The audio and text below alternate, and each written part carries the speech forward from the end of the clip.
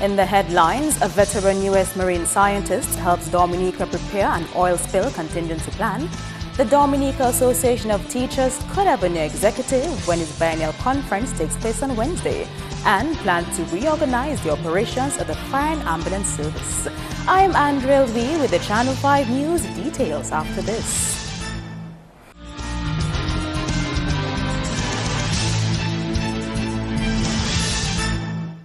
Thank you for staying with us. We begin with a 3-day national workshop on contingency planning in Dominica, which got underway on Tuesday. Objectives include reviewing and updating the country's oil spill contingency plan.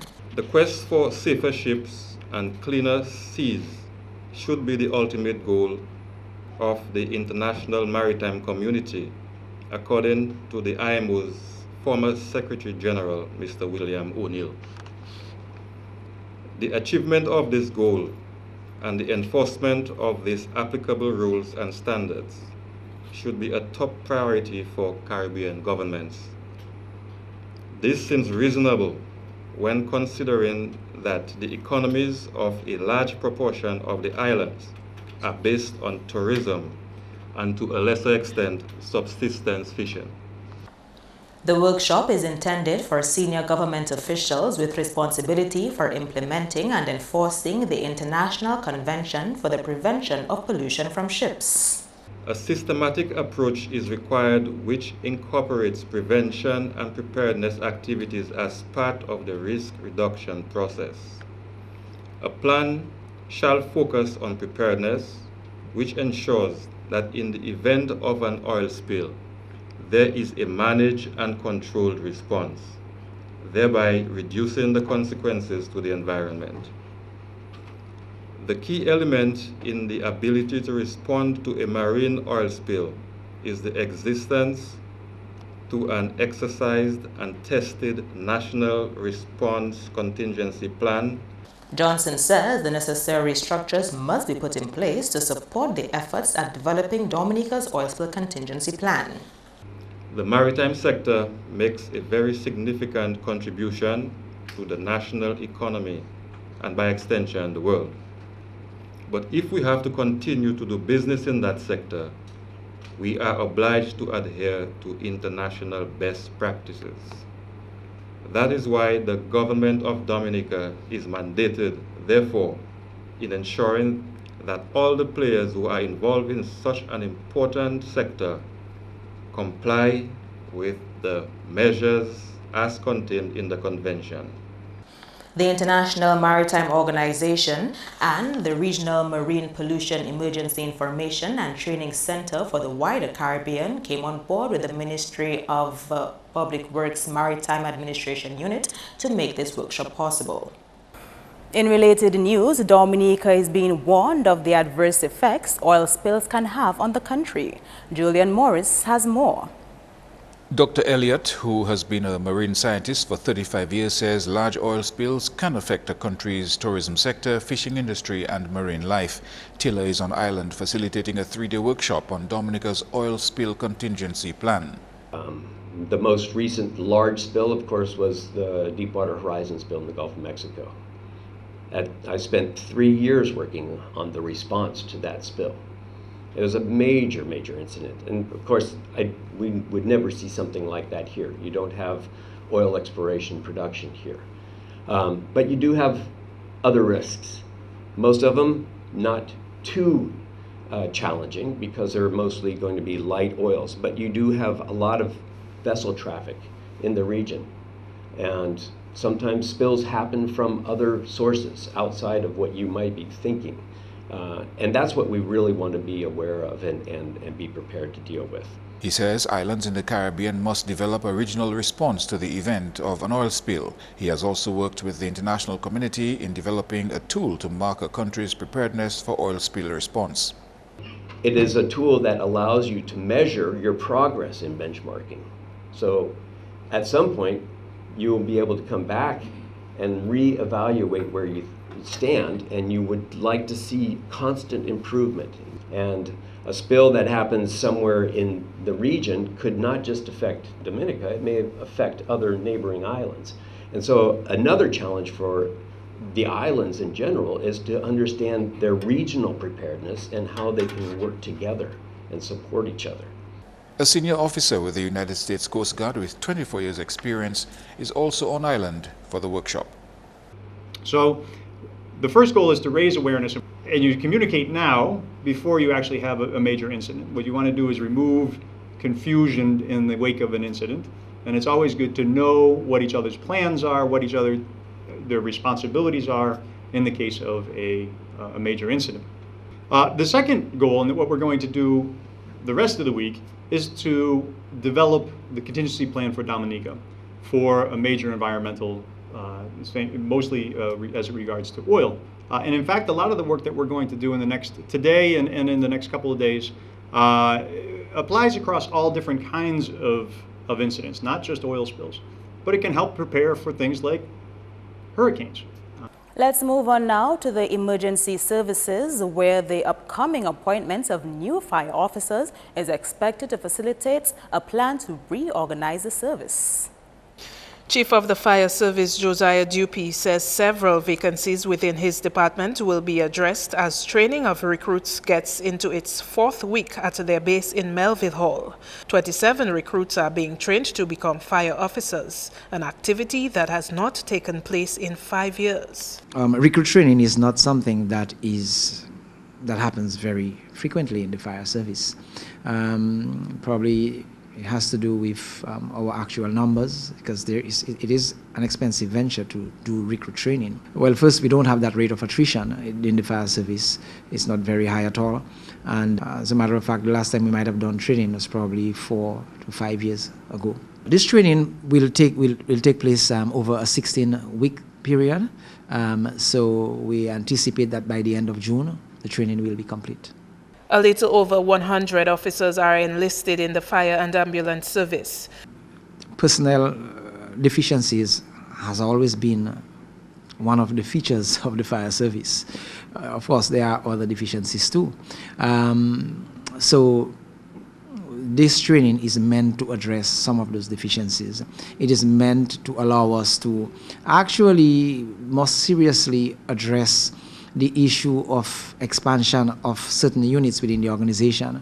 What we've seen is, as time has gone on and we have looked at some of our data, we have looked at some of the requests that is made on the fire service, we've looked at just development trends, even in Dominica. These have really compelled us to look seriously at the services that we offer and to identify other areas of specialty that we may well want to get into. Dupy says developing trends are pointing to the need for his department to expand its services. Apart from just addressing the constraints that we have with our current scope of work, we are certainly looking at this training also as an opportunity for us to expand. It will facilitate restructuring. It will facilitate restructuring. Probably a very good example would be, if I were to speak of a unit which is very, very visible and functional in the fire service, the fire prevention unit. When I joined the fire service, there was no such unit. More news now. Members of the Dominica Association of Teachers will have the opportunity to elect a new executive to run their organization this week. The association holds its 13th biennial meeting on Wednesday at the St. Alphonsus Parish Hall in Goodwill. Elections for the Dominica Association of Teachers are held every 2 years. We are asking all the teachers to come out. We need people to serve. We need people to serve. Everybody, sometimes they do not, we make a lot of demands, but when it comes to service, we are afraid to serve. And of course, at that meeting, there are going to be reports. We are going to give an accountability of our 2-year period. So there'll be a period for answers and questions. Several individuals are expected to be recognized at Wednesday's conference. Among them is a Jamaican national for his significant contribution to educational development around the region. We are also going to honor about 16 individuals. So every year we look at the people who are retiring or individuals who have retired and maybe somewhere along the line they have not been recognized. Once people are comfortable with us recognizing them, we don't have a problem with that, okay? And we are going to recognize one person who has served on the regional scene. The person is not a Dominican. He's Jamaican, so we are going to recognize him because he has been very kind to Dominican Association of Teachers, and he has served all the territories which belong to the Caribbean Union of Teachers. And we felt for his human service that he should be recognized. And we are so pleased that he is footing the bill. We will assist. The theme for this year's conference is Impacting Behavioral Change to Combat Global Warming. In agriculture, a lot of investment is being made into the soon-to-be-opened National Abattoir, which the Minister for Agriculture hopes will receive local support. Lurian Graham Carter has more on that. The abattoir could be opened as early as April. The National Abattoir is just wrapping up its testing phase, which will be followed by its official opening. We are rapidly preparing for the official opening of the abattoir. As you know, the abattoir was tested in November very successfully, but the abattoir was built a few years ago, and some of the equipment of the abattoir, having been tested to its fullest capacity, failed and had to be replaced. I'm happy to report that the construction company, OSG, there on island, replacing all of the faulty parts of the facility, upgrading the facility. One of the areas were complete covering of all of the structures. This has been completed. The minister says the staff has been trained and the ministry is finalizing the abattoir's business plan. And I promise you that in the month of April, the abattoir will be officially opened, and we can start cutting down on this huge meat import bill of some $14 million. But as the Prime Minister said, and I have always lamented, let me reiterate, the success of the abattoir will depend on the consumption patterns of we, the Dominican consumers. The minister promises quality pork and poultry products will be available on all supermarket shelves and shops around the island. Coming up, Dominican youth encouraged to seek self-employment within the agriculture sector, and a young artist pursues her musical dream. That and more still ahead.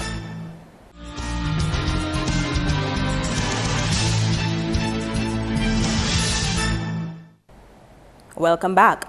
Young people are being encouraged to seek self-employment within the agriculture sector. Here's Lurian Graham Carter.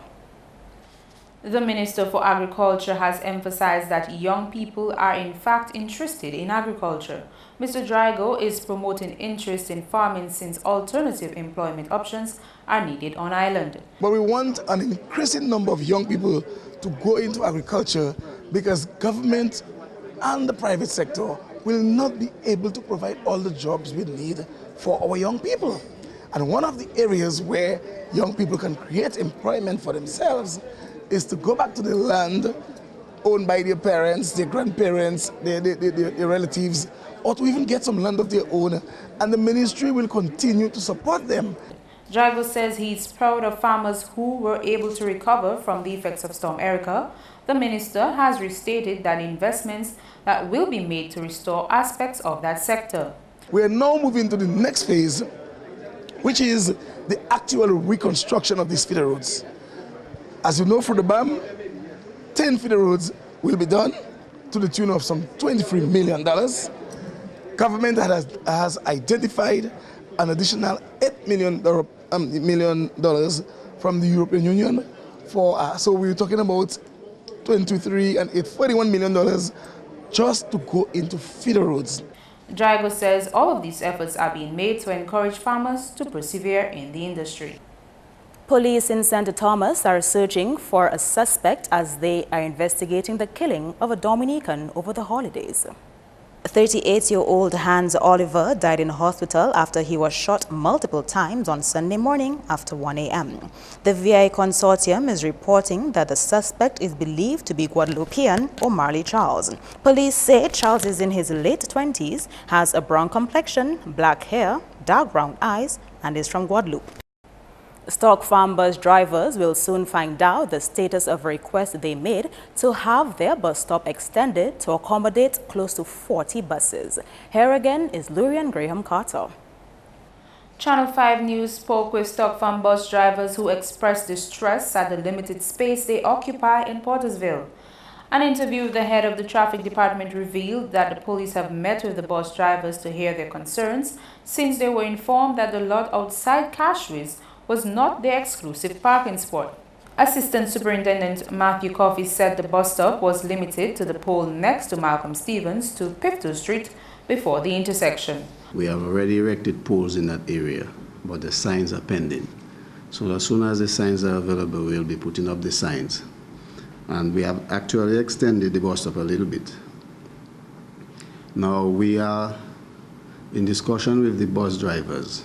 They confronted us on the issue of space, and they requested that they also occupy the opposite side of the bus stop as it is. But as you know, parking is really an issue in the city and around the city. So we told them that we will be reviewing it, we'll discuss it, and we'll get back to them.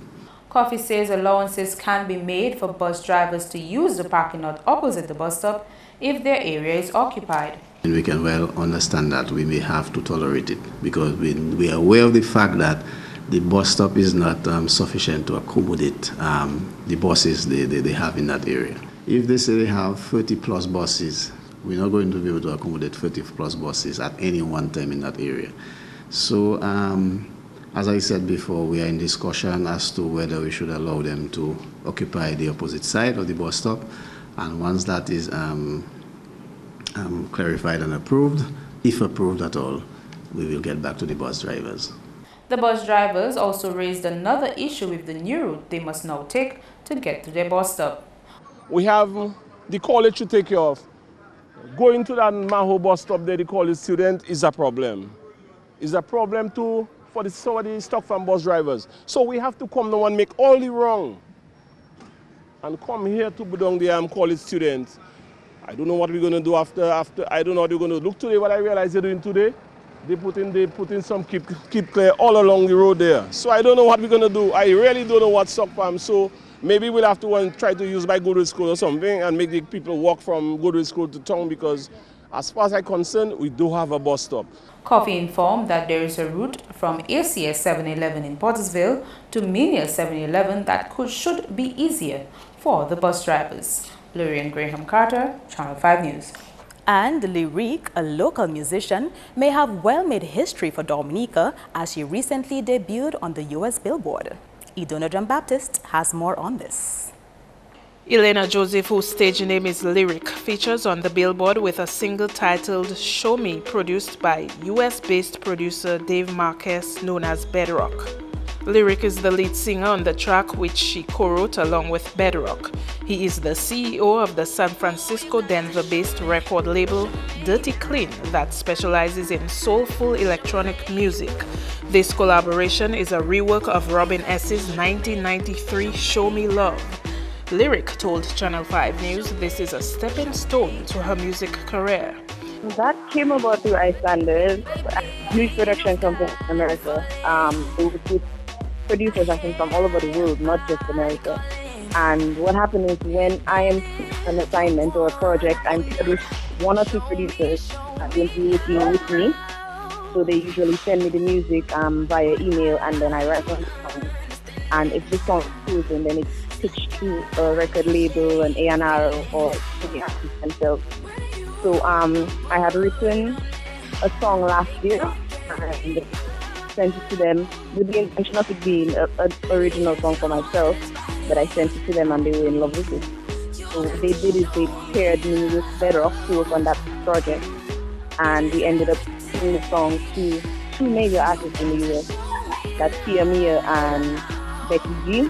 But from since then, Bedok and I have been working together basically on everything. But he's also the co-founder of some sort of music label. What could that mean for you in terms of an opportunity there? Well, I think the focus for me is really with his label. His label works with artists and producers, mainly producers and sound engineers. But the kind of music that they do is more electronic house music. It's a very, very unique kind of music, not really a genre that I'm interested in. The opportunity comes following her participation in a regional talent scouting competition in the Bahamas last July. Leaving that, I did not secure any prizes for the competition, but I did get a subsequent amount of callback, and I saw house and agents at that time. And I guess from my networking with them during callbacks and also from my sessions that I had during the week, I had captured the attention of a few of them. I got my first assignment during the callbacks with Disney to write for Disney, or from Disney artists actually. And I think when I returned to Dominica, about a day or two after I returned to Dominica, I got my second assignment with Standard to write a couple of songs that they were going to put up for placement with some international artists. That's news. Your sports highlights next with Kenny Williams.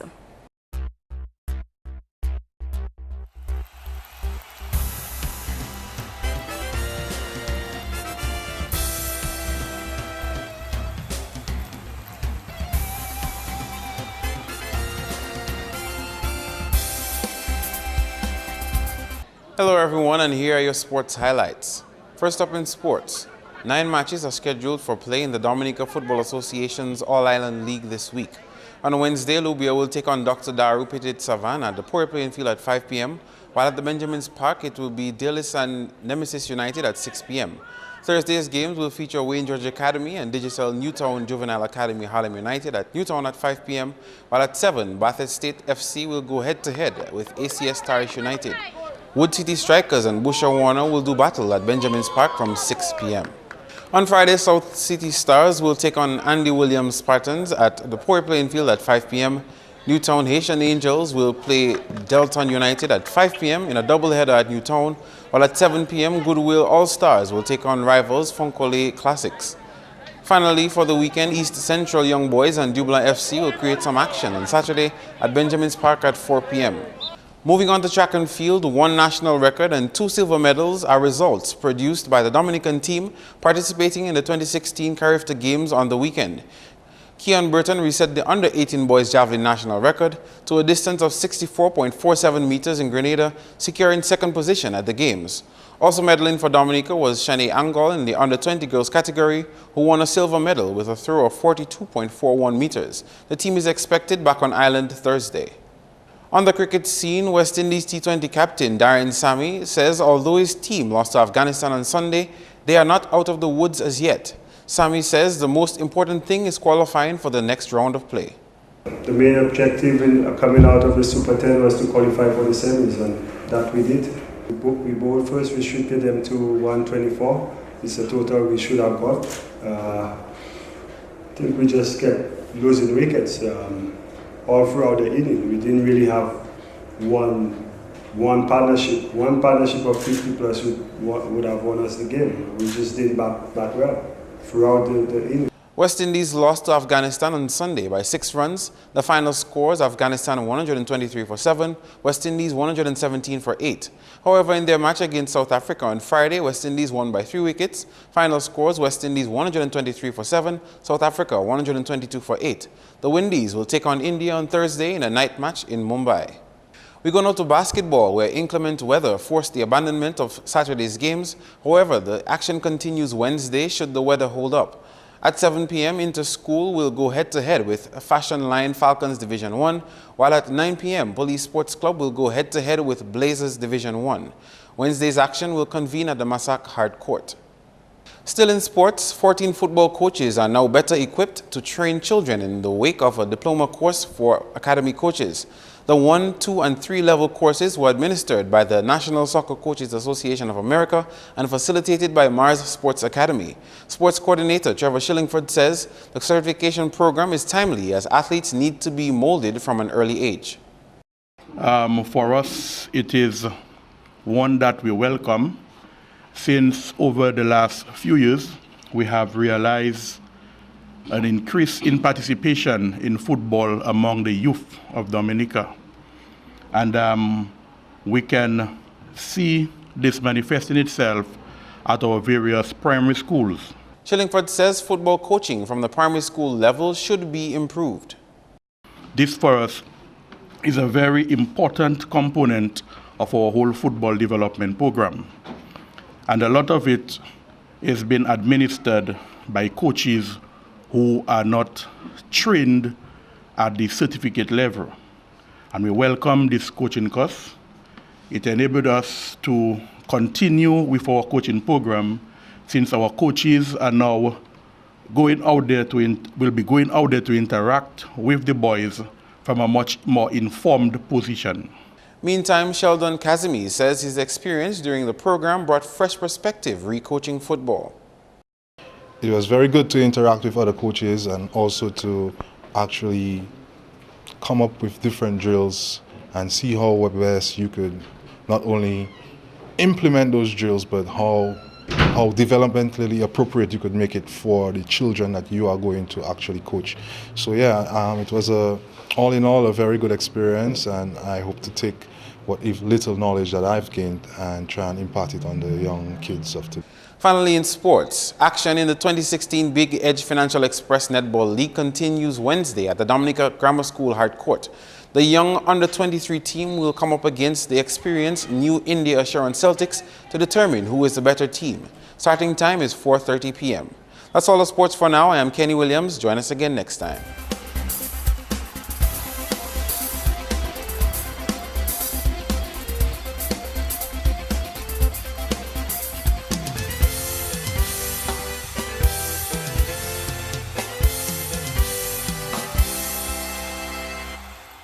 Your weather report is next. Good evening. Welcome to tonight's weather broadcast. I am Janelle Macpherson. A high-pressure system today resulted in partly cloudy to cloudy skies across the region. Visible satellite imagery showed some low-level clouds across the central portion of the island chain. Radar imagery indicated some widely scattered showers across the region. The weather for tonight is expected to be partly cloudy to occasionally cloudy with some widely scattered showers. Tomorrow, partly cloudy at first, becoming increasingly cloudy with scattered showers.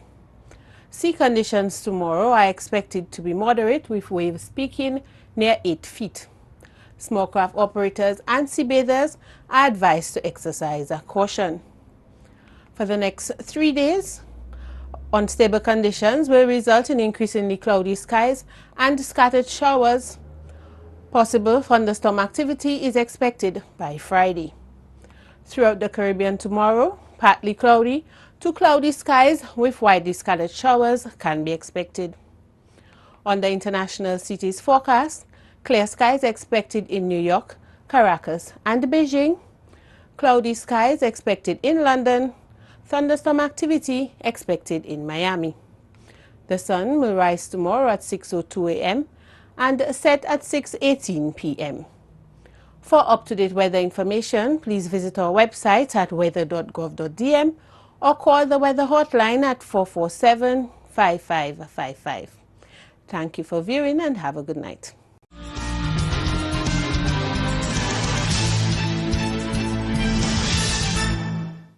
To end the news, the headlines again. A veteran U.S. Marine scientist helps Dominica prepare an oil spill contingency plan. The Dominica Association of Teachers could have a new executive when its biennial conference takes place on Wednesday. And plans to reorganize the operations of the fire and ambulance services. Feel free to contact us at news@MarpinNewsMarch29th2k16. You can also watch our past newscasts on our YouTube channel. On behalf of the entire production team, I am Andrea Lee, and to all our viewers around the world, thank you so much for watching. Join us tomorrow.